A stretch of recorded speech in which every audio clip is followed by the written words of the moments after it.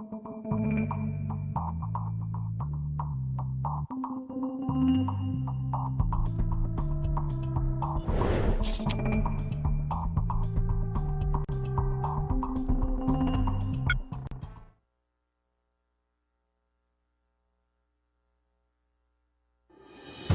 on our way to an undisclosed secret location, escorted by Sony Computer Entertainment Security, to meet the newest member of the PlayStation family.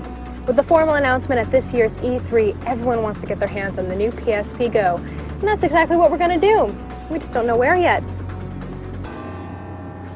Nice suit.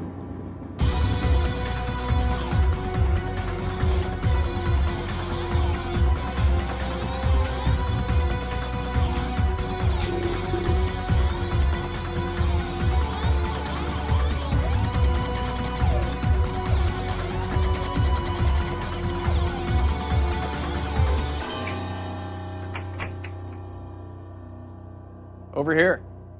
Veronica, glad you could make it. Thanks for coming. Have a seat. I think there's something here you might want to take a look at. Was all that really necessary? We've got top secret information. Are you ready? I am. Welcome to Mama. Wow, it's so tiny. It's so much smaller. But wait a second, where is everything? Try sliding. That's how you play the game. I get it now. So fill me in. What's this all about? So this is our newest PSP. It's called the PSP Go. All right, so I want the nitty-gritty tech specs on this baby. No problem. Down and dirty. So it's a 3.8-inch screen.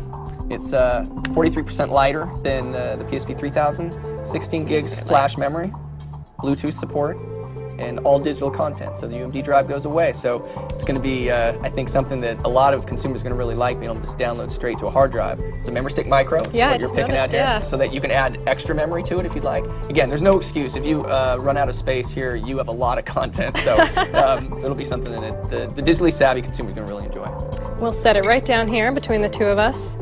So tell me more about the digital content. I mean, is it mainly going to be games, or are there going to be TV shows and movies as well? Yeah, so there'll be a mixture. So, you know, a lot of the emphasis will be on games, and I think a lot of the people buying it initially will say, I just want to buy games, and there's games like Gran Turismo that are being announced at E3, and Little Big Planet we announced before, and Jak and Daxter, and there's even a new Metal Gear Solid coming. So all of those games will be available. But then there's movies, and all the first-run movies that you can rent or buy through the PlayStation Network, and TV shows, as you mentioned, as well. So you can bring so much content over with you and fill it up on that 16 gigs flash memory. Well, since it is called the PSP Go, I imagine it would work with remote play as well. Integration with PS3 is very important to us, and it works just like PSP 3000, and that's a growing use. A lot of people like to be able to take their content from their PS3 with them on the go. What are the main differences between this and the PSP 3000? The first is the onboard memory, the flash memory, 16 gigs of space. There's Bluetooth support as well, so if you have a Bluetooth headset, you can actually tether it to your cell phone as well. But ultimately, it's the portability, and bringing that content with you in a smaller form factor. You've got the most immersive games on the PSP platform anyway. Now you've got a smaller unit to do it with. Is this going to replace the PSP 3000, or can you still get one of those if you want to? It won't replace the 3000. We're going to keep them both on the market. So if you're a consumer and you say, you know what, I really like tangible products, I like the disc, you can go out and get the 3000 and purchase UMD discs and movies and games with that. If you like digital and ease of use and kind of a more premium nature, the PSP Go is for you.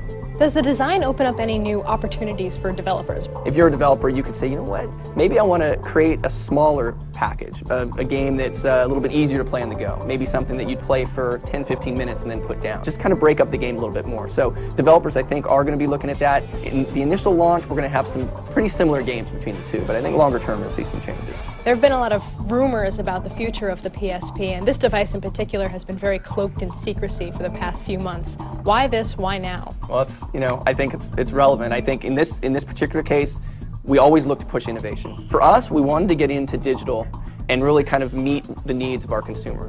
More and more consumers are going online to purchase music, and they're starting to purchase games, and they're purchasing some movies. We always want to be ahead of that curve. We look at each of our products as 10-year life cycle products, so this needs to live on. Our view of the world is, digital is going to become more and more important as we go along here, and ease of use factors make it that much more important. Does it speak to Sony's long-term strategy to have downloadable content as opposed to hard media? We're going to look at kind of a shared strategy there, actually. Hard media, tangible goods have their place, and I think that many consumers say, you know what, I'd really like to be able to just hold that disc. But there's certainly a growing segment culturally that want to be able to have digital goods. They've grown up with being able to download movies and music, and now they can download download games. This is clearly the start of something really cool with the PSP Go. Where do you see it going in the future? There's a lot of back-end service and support that we'll be putting against it that I think will really excite the base. There's obviously all the games that are coming from discs that'll be available on PlayStation Network, but it's also new IP, new product, new games that are available, only for download. Our focus is really on working with developers, ensuring that they look at the usage model for the Go, and then looking at the services that are going to be available and kind of accentuating those services for how someone would use Go. When are we going to see this available? I think a lot of people have been asking about when it's going to come and when we're going to actually make our push towards digital. So it is finally here. It's coming this fall. We think it's going to be a huge product for us. Am I looking at the only one in existence right now? Actually, got a second one. Well, well, well. Put Gran Turismo on there for you. Core viewers know I'm not very good at driving games, but I'll give it a go. Good, let's play.